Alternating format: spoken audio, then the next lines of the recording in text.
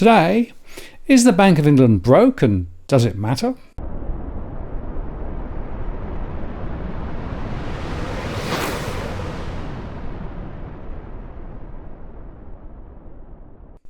Hello again, it's Martin North from Digital Finance Analytics, world's latest post covering finance and property news. Well, at the heart of central banking is an interesting conundrum because, of course, the central bank, like the Bank of England, has a very interesting relationship with the Treasury. And in the time of crisis, the Treasury, which essentially is a government agency, issues bonds, and those bonds are then bought by the central bank, like the Bank of England, and that creates more liquidity. In other words, you create money out of nowhere.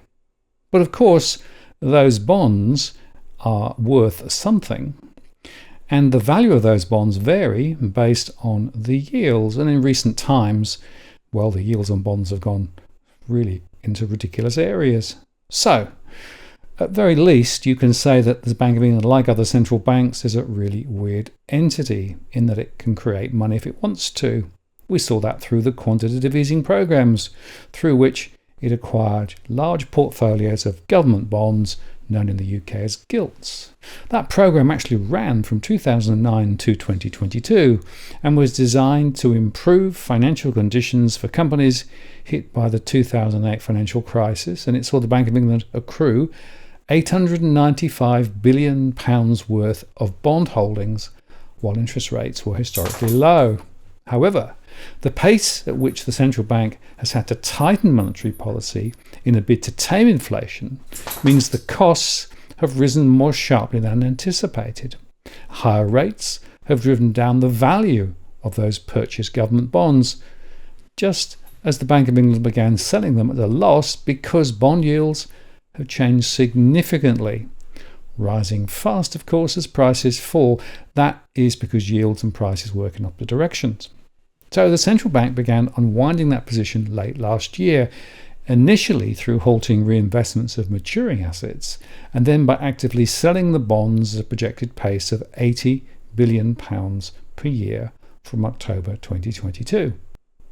Now, both the Treasury and the Bank of England knew when the Asset Purchase Facility, the APF, was implemented, that its early profits, which got as high as £123 billion as of September last year, would become losses as interest rates rose.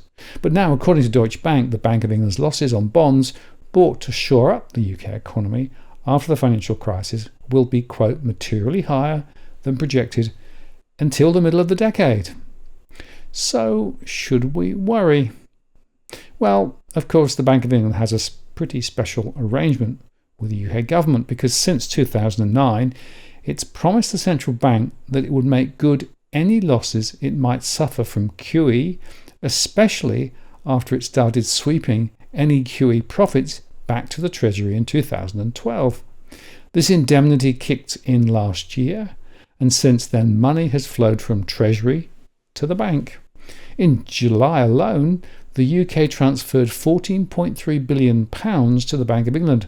That's a chunky £5.4 billion more than what the Office for Budget Responsibility forecast as recently as March. In late July, the central bank estimated that it would require the UK Treasury to backstop around £150 billion of losses on its asset purchase facility. Now, a year ago, the government made its first £829 million payment to the Bank of England to compensate for those losses on its QE bond portfolio. But those payments now have topped £30 billion, and Deutsche Bank thinks they're going to get a lot bigger over the next year. Sanjay Raja, senior economist at Deutsche Bank, noted that a total of £30 billion are so far moved from the Treasury to the central bank since September, and the indemnities are likely to continue to run well above the government's forecasts for two reasons. First, interest rates have risen far above levels assumed in the fiscal watchdog spring forecast, and second, gilt prices have fallen further, particularly in the longer end of the curve, resulting in further valuation losses as the bank actively unwinds the APF through active gilt sales.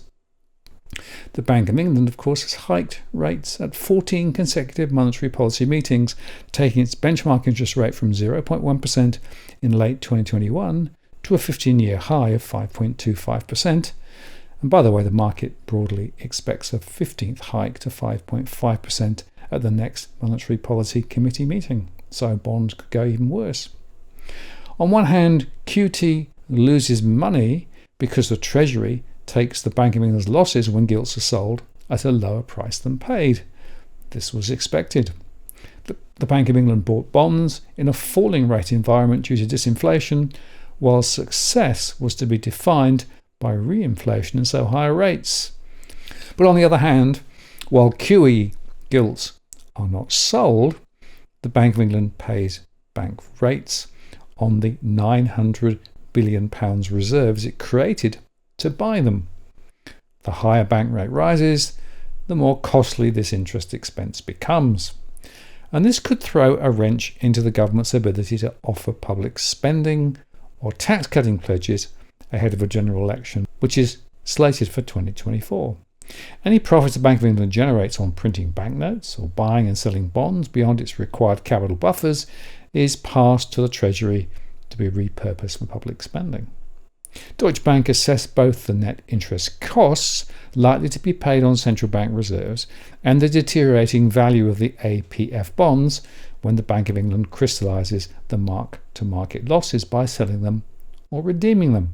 And Raja concluded the cost of the Treasury of indemnifying the central bank over the next 2 fiscal years will be around £23 billion higher than the OBR forecast in March, coming in at about £48.7 billion for the current fiscal year and £38.1 billion next year, before falling sharply across the following 2 years as the bank rate falls and the overall size of the APF stock is depleted. Not only is inflation running higher than expected, the indemnity costs of the Bank of England's balance sheet operations will almost certainly be higher than what was expected only 5 months ago, Raja said, adding that this additional weight on the government's debt servicing bill will be reflected in Finance Minister Jeremy Hunt's autumn budget statement. The good news is that with government revenues running a lot stronger due to a stronger economy over the last few months, overall borrowing will still likely undershoot the OBR's forecast heading into the autumn fiscal statement, masking the ballooning cost of the bank's APF bill. But in the longer run, Deutsche Bank also expects the cost of reimbursing the Bank of England to fall sharply as interest rates are trimmed again and the QE portfolio shrinks. And they say, 1, we expect bank rate to fall. Based on our own projections, we see bank rates settling at around 3% by the middle of the decade. This would significantly reduce the bank's net interest cost while also lowering its valuation losses as and when gilts are sold or redeemed. And 2, the overall size of the bank's APF will be materially lower. At its peak, the APF weighed in at £875 billion. Should the bank continue to sell at £10 billion per quarter and allow all of the gilts to run off its balance sheet, as is currently the case, the size of the bank's balance sheet would shrink to around £750 billion by the fourth quarter of 23, £661 billion by the fourth quarter 2024, £534 billion by the fourth quarter of 25 and £431 billion by the fourth quarter of 26. But stand back, because that is still quite a drag on the UK government's finances over the next few years, all because of an indemnity to guard the Bank of England against the optics of fiscal dominance. Now, some might ask, wouldn't it have been better just to let the Bank of England trundle along with theoretical negative equity? Or maybe it shows the stupidity of central bank monetary policy and the funny money it creates, and this weird, deadly embrace between Treasury and the Bank of England. Because essentially what it means is that the community is picking up the costs for really bad policy over a number of years. And at the end of the day, of course, it's real people who have to pay real money to pay back the funny money.